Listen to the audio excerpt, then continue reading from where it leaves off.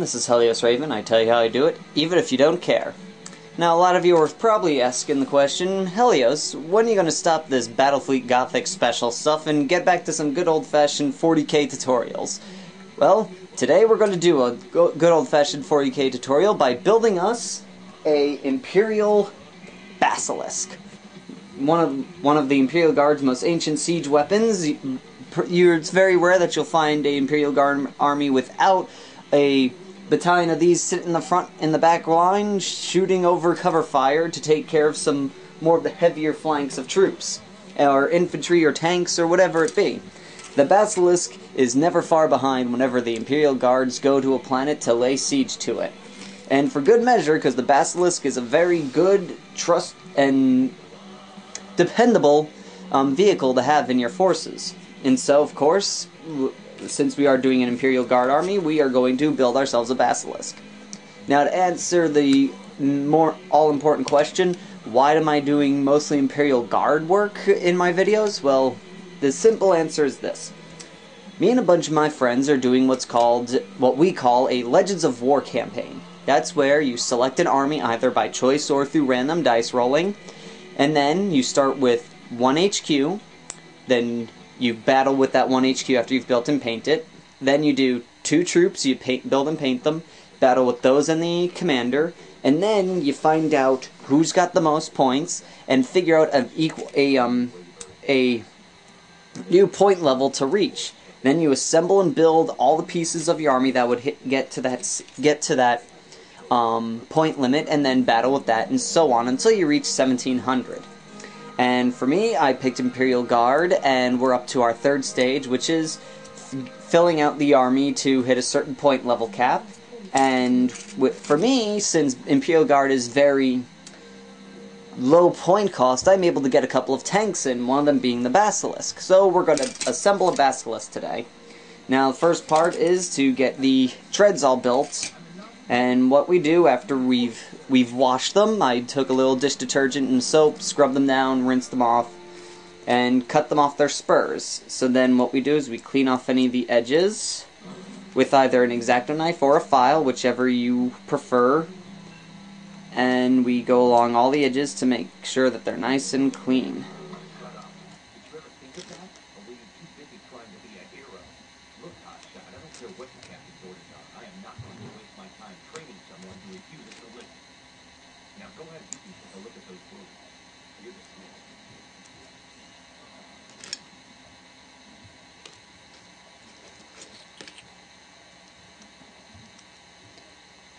Alright, now all the pieces are cleaned up. Let's go get our glue so we can put the pieces together.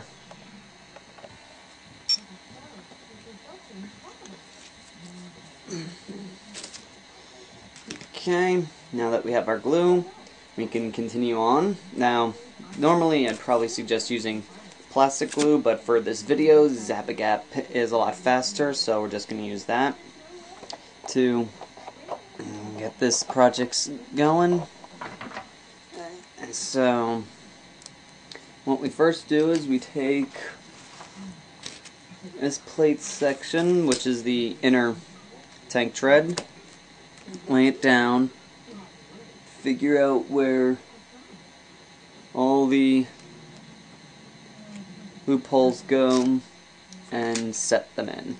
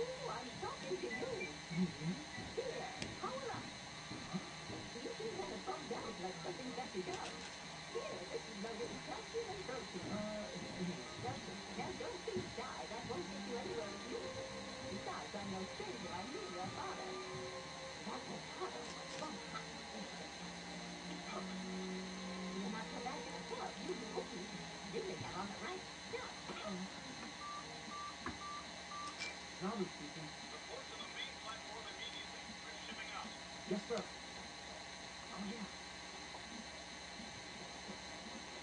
Thanks very much. Go get him, Monaco.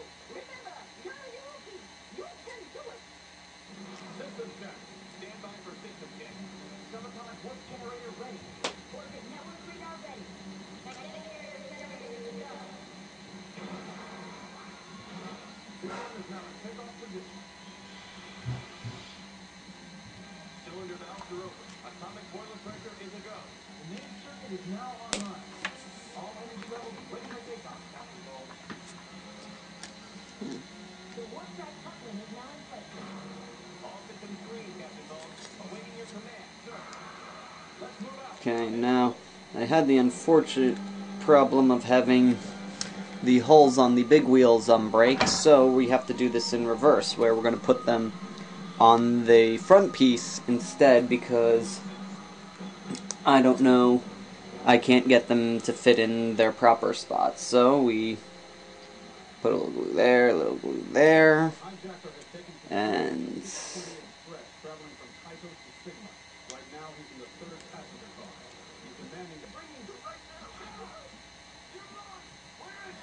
okay.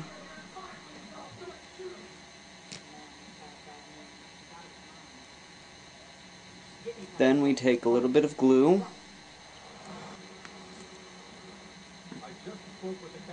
and line these wheels and fill in the dots here, here, here, here, here, here, here, there, and then we line up the pieces.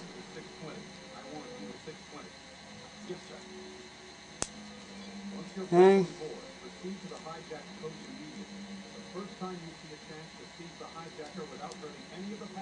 Okay.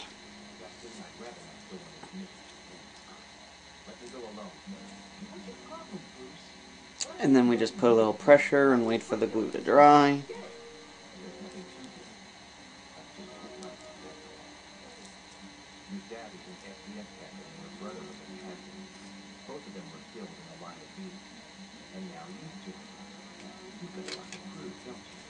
Okay. Now while we wait for that to dry, we can take the main cargo, the main chassis, and cut a mouth. To get a nice, if you want a nice fine edge, really suggest using a file to file off the worn edges. Gives a little bit of a smoother,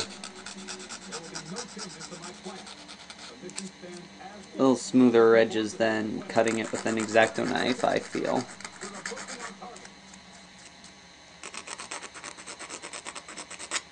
Okay.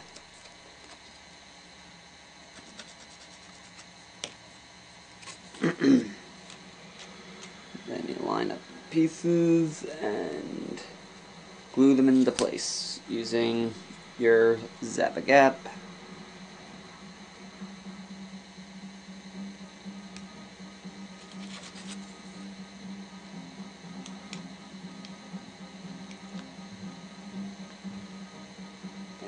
And you line them up.